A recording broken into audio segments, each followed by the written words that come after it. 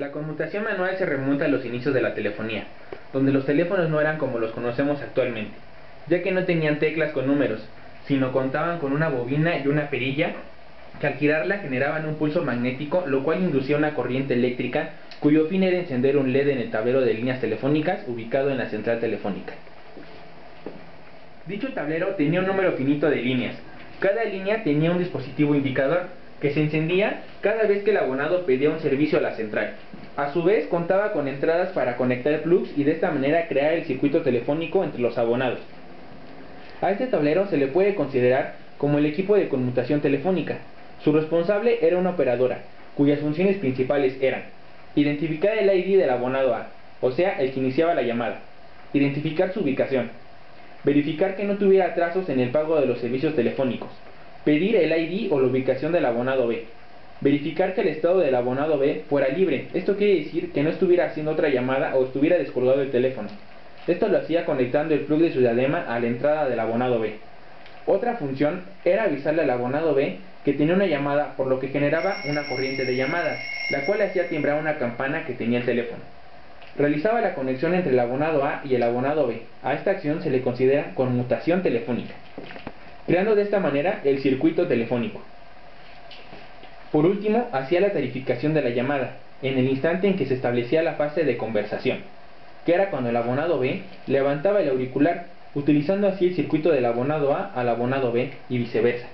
Entonces, la operadora tomaba el tiempo de inicio y un tiempo final aproximado, ya que la operadora en diversos intervalos de tiempo se conectaba el circuito entre el abonado A y el abonado B, para saber si ya habían acabado su conversación o no.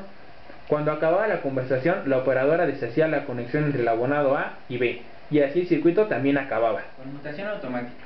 La conmutación automática se puede describir por las fases de una llamada, la cual consiste en 4 fases: descuelgue, marcación, conversación seguido inmediatamente de tarificación y liberación. El descuelgue se produce cuando el abonado A levanta el auricular de su aparato telefónico.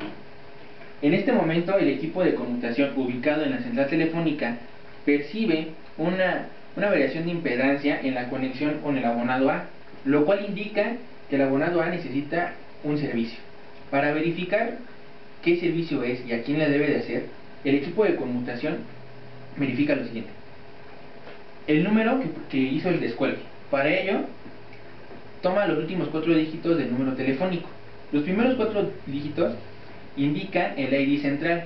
El ID central para México los da Telmex, Cablevisión o Mascom. Otro parámetro a verificar son los servicios que tiene derecho el abonado A y cuáles tiene contratados, si se realizó el pago por dichos servicios contratados, y por último, si se realizó el pago, se hace la señalización, la cual es un conjunto de eventos que generan diferentes tipos de señales para realizar una acción. En este caso, la señalización se da con un tono de marcar. Si se dan cuenta, todas estas acciones se realizan en un tiempo minúsculo, ya que solo les toma, ya que suceden cuando levanta el auricular el abonado A. La marcación es la segunda fase, la cual consiste en marcar un número. En este momento ya se ocupa el circuito de la PCTN, Red Telefónica Pública Conmutada. Aunque se está ocupando el circuito, no se realiza ningún cobro por ello. Esto se realiza hasta la siguiente fase, que es la conversación, seguido inmediatamente de la tarificación. Sucede cuando el abonado B descuelga el teléfono. La tarificación se realiza tomando un inicio y un fin de la llamada, y después comparándolo con la tasa de tarificación en el mercado. Por último, es la liberación, que existe de 2 formas: liberación hacia adelante y liberación hacia atrás. La liberación hacia adelante sucede cuando el abonado A cuelga primero, dejando de esta manera el circuito libre. La liberación hacia atrás es cuando el abonado B cuelga primero y se le da un tiempo máximo de 2 minutos para que vuelva a retomar la llamada, o en caso contrario, el circuito telefónico queda libre. Los equipos de conmutación se encuentran en las centrales telefónicas, por lo que se puede decir que una de sus funciones es establecer automáticamente el enlace entre 2 abonados que desean establecer una comunicación. Una red telefónica está constituida por un conjunto de centrales telefónicas, enlaces entre las mismas y entre estas y los abonados. Las redes telefónicas públicas fijas están formadas por diferentes tipos de centrales, que se utilizan según el tipo de llamada realizada por el usuario. Estas son: CCA, central con capacidad de abonado. CCE, central con capacidad de enlace. CTI, central de tráfico internacional.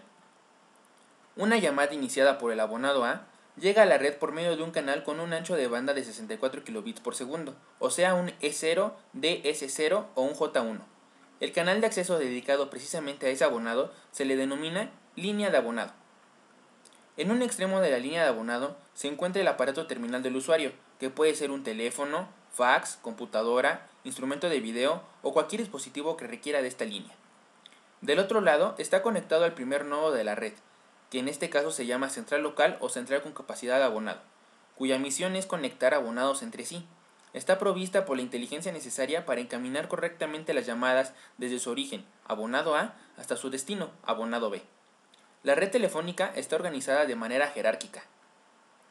El nivel más bajo son las centrales con capacidad de abonado y está formado por el conjunto de nodos a los cuales están conectados los usuarios. Le siguen nodos o centrales en niveles superiores, enlazados de manera tal que entre mayor sea la jerarquía, de igual manera será la capacidad que los enlaza. Las CCA están conectadas con la central de capacidad de enlace y viceversa. Estos enlaces tienen un ancho de banda que soporta desde un T1 de 1.544 megabits por segundo hasta un E1 con 2.048 megabits por segundo. A estos enlaces se les conoce como de transporte. Las CCE a su vez se conectan con las centrales de tráfico internacional, CTI. Sus enlaces son llamados troncales debido a que el ancho de banda que manejan es mucho más robusto que los enlaces de transporte. Con esta arquitectura jerárquica se les permite a las diferentes centrales enrutar las llamadas de los usuarios de acuerdo con los tráficos que se presenten, logrando con ello minimizar el número de canales y nodos por los cuales pasa una llamada para mantenerlos desocupados en la medida de lo posible.